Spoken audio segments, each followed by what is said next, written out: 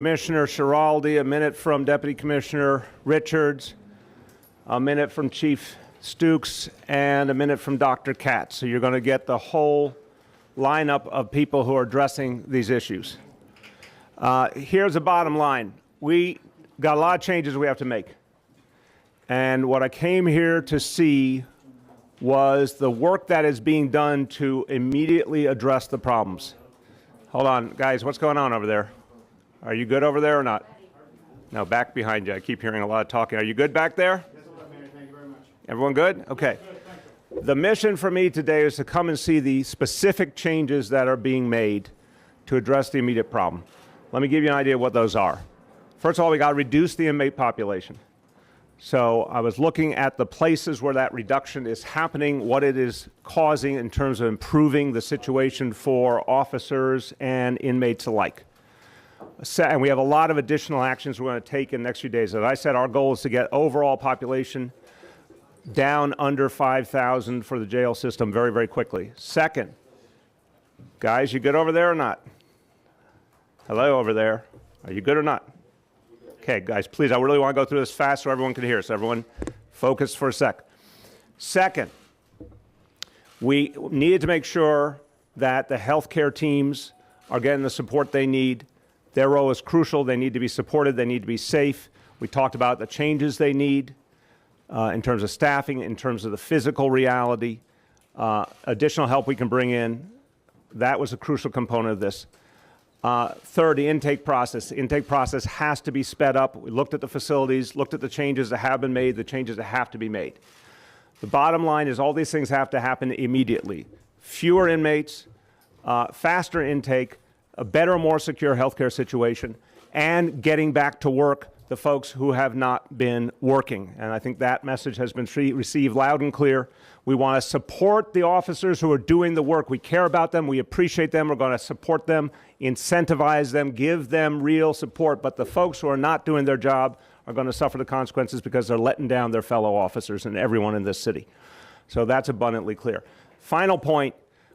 What we have to do, we can't do it today, we can't do it tomorrow, but what we have to do as quickly as possible in the city is get off Rikers Island once and for all. That plan is in place, it is moving rapidly, that is the bigger solution. This is not a place that should continue for the long haul. We need to move these community-based jails. They will be humane, they will be modern, they will be an environment that's right to rehabilitate people. That work can't happen quickly enough. But in the meantime, we're going to keep driving down the population and making the other changes we need. Now, in order again, Commissioner Schiraldi, Deputy Commissioner Richards, Chief Stukes, Dr. Katz. Hello, everyone. I'm Vinny Schiraldi, Commissioner of the New York City Department of Correction. And I think for those of you who know me, I've established a record for being blunt and forthcoming. I want to say that when I got here, I was really upset by the conditions that were in existence in these facilities. I still think we have a way to go, but over the last several weeks when the mayor has been putting enormous resources into this and enormous pressure on me and our department to make things better, things have demonstrably improved. I still think we have a lot of work to do, and we're going to do that work, but triples are down, sick leave is down, AWOLs are down, the population is down, and now every living unit has programming available to them in units. We can't get them all out to rec because we still don't have enough staff to take them outside to recreation, but they have in-unit recreation available to them. And these are exactly the kind of conversations I had with the mayor. He said, what's it going to take? Vinny, what do we got to do? And we said, everybody needs to have the ability to have rec, and everybody's got the ability to have rec now. And we said the population's got to decline.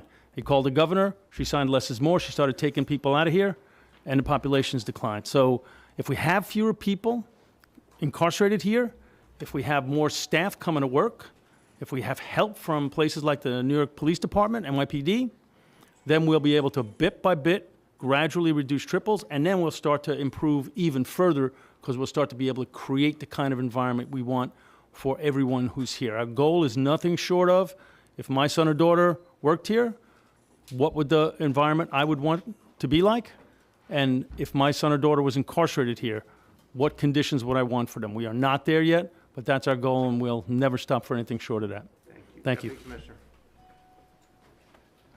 Good afternoon, everyone. Stanley Richards, First Deputy Commissioner, Programs and Operations. As Commissioner Schiraldi said, we work every single day to try to improve conditions, make sure people are connected to programming so that people can rebuild their lives. They don't have to come back here. And as a formerly incarcerated man who spent time in HDM, the facility that's right behind this facility, we moved our office out here because we knew that this work wasn't about being a distance, it was about being up close and personal. And I want to thank the mayor and the first deputy mayor for being bold and leaning in and saying that it's not good enough what we've done. We've done some things, but we need to do better. Because at stake are the lives of our officers and lives of those who are incarcerated and their families. And we work every single day to make it better. So thank you. Chief Stooks. Good evening, everyone. Chief of Department, Kenneth Stooks. I would just like to first thank the mayor and his office for their support to the agency for giving us the support that we need to create a safe and secure environment. And this safe and secure environment is just not for our person in custody, but for our staff. And it's important that we acknowledge our staff who, throughout COVID, has championed and came to work every day, and some of those staff members who became ill, after getting well, returned back to work. Definitely, we will remain a correctional department that is one that is leading the country. Thank you, Chief. Dr. Katz. Hello, everyone. Dr. Mitch Katz, the CEO of Health and Hospitals. We're responsible for the medical care of all the inmates on Rikers. We have great doctors and nurses.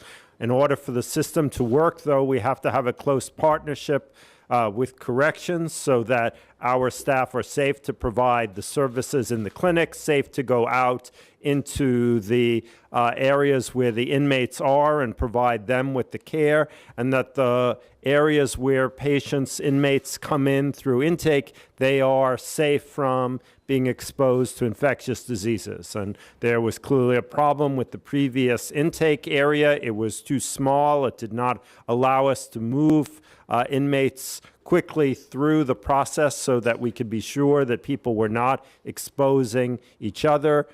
Thanks to the mayor and to the commissioner, we now have a new intake area, which is much larger, allows excellent flow of patients inmates, make sure that they're not spreading communicable diseases like COVID. Thank you. Thank you. So in conclusion, look, we've got a hell of a lot of work to do. I want to be very clear about that. The last few weeks, we've been able to change some things that needed changing immediately, but there's a huge amount more work to do. We're going to stay focused on it. I have daily calls with this group. We're going to make every change we need to. Most importantly, get that population down, get people back to work, end the triples. These are all things we intend to do in October that can make a very big and real impact. So with that, I'll take some questions. Hold on. What does it say about the management of the jail? In 7 years into mayoralty, and there are 1,000 broken locks, and it takes a crisis to get 500 of them fixed? We've every step along the way tried to fix the problems here. When I came into office, there were immense problems here. We were able to fix a number of them, but we also had the massive, massive challenge with COVID that honestly set back so much of what we had done.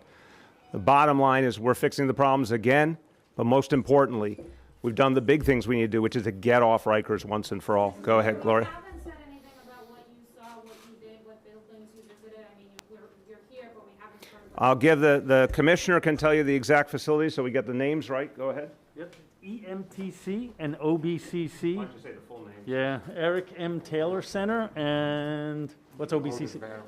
Otis Banham Correctional Facility. Otis what? Otis Banham Correctional Center.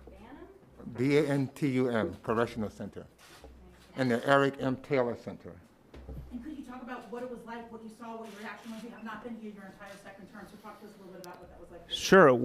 Again, this place is a place that should no longer be a jail in general. It's the same as 4 years ago. But the work that we've done in the meantime is to get this city out of Rikers Island once and for all. What I saw is work that needs to be done. Clearly, the intake facility was better. We know the numbers. The intake is going down all the time in terms of the amount of time. We saw people doing real work to improve the facility. We know there's a lot more to do. Mr. Mayor, why did you not bring a single journalist with you on this because this was an opportunity to go and see exactly what work was being done.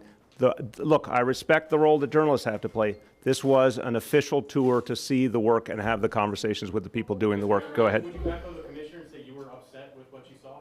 I was upset when I took office. I was upset 4 years ago. I remain upset. This is a place that should have been shut down a long, long time ago.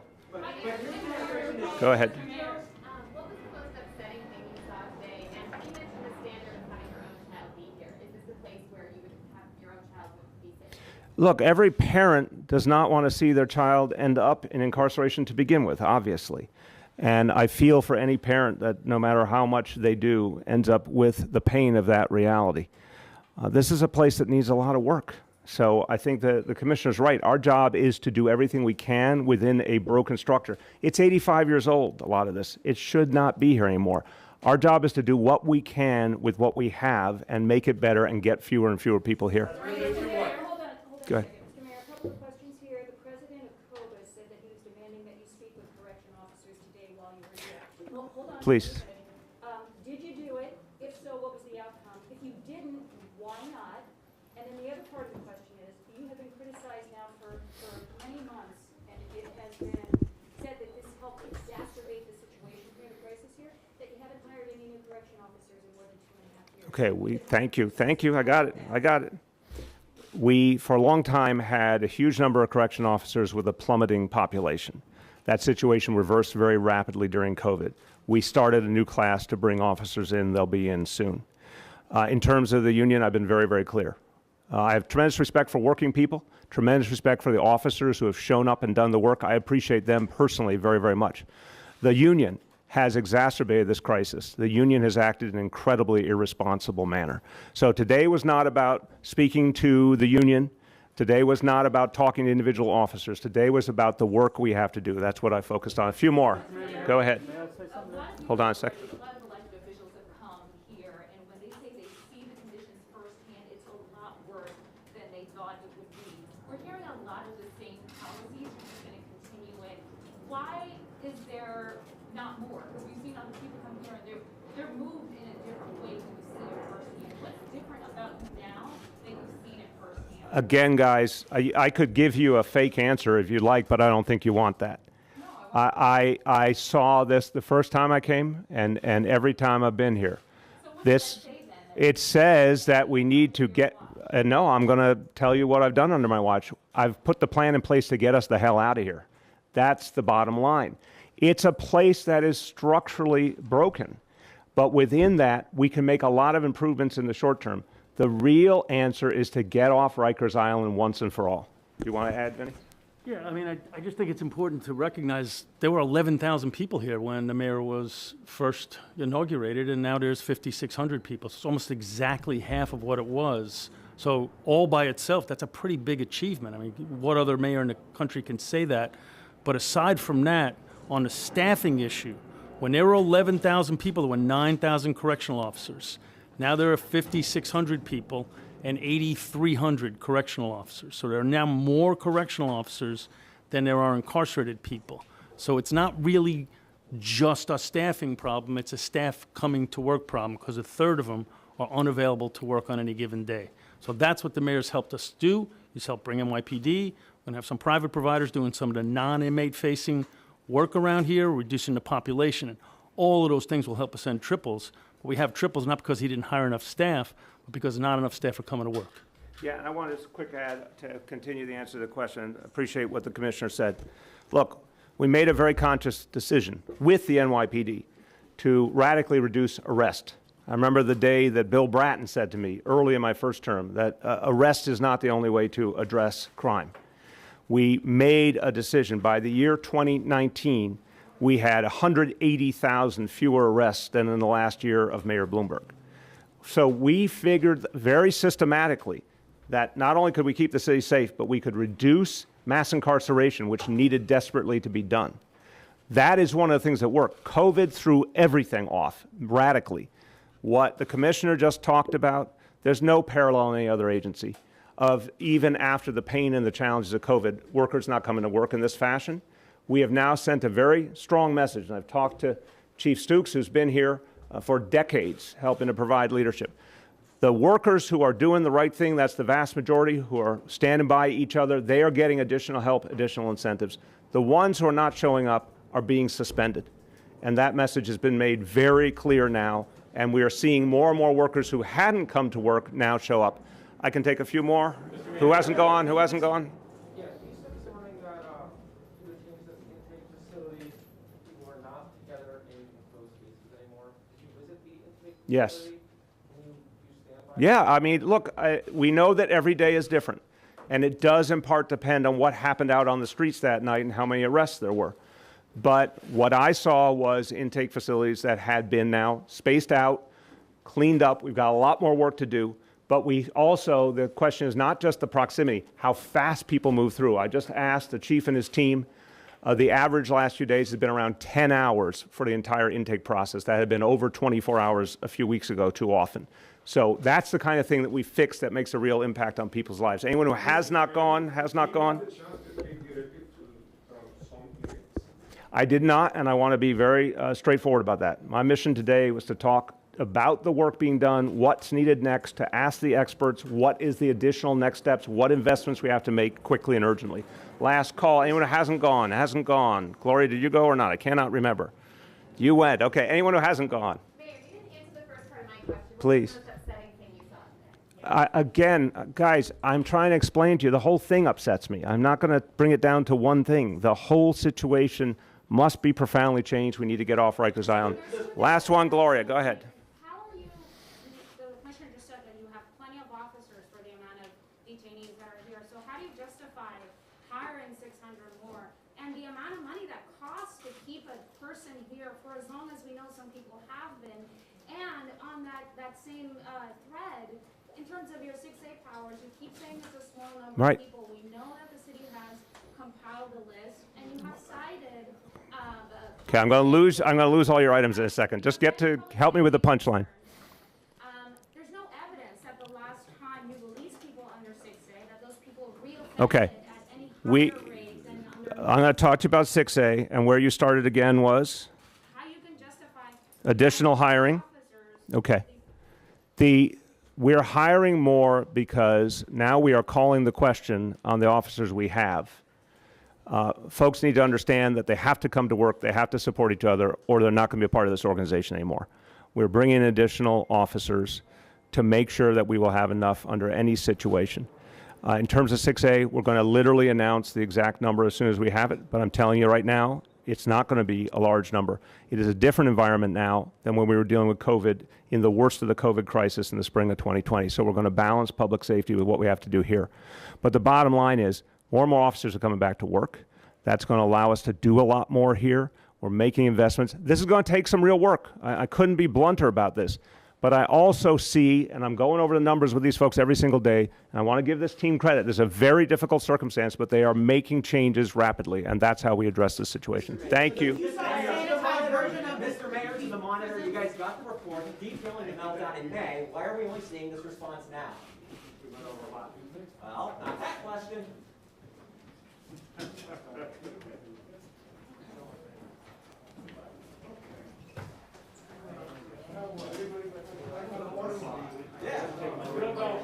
Just not me. I've been mayor for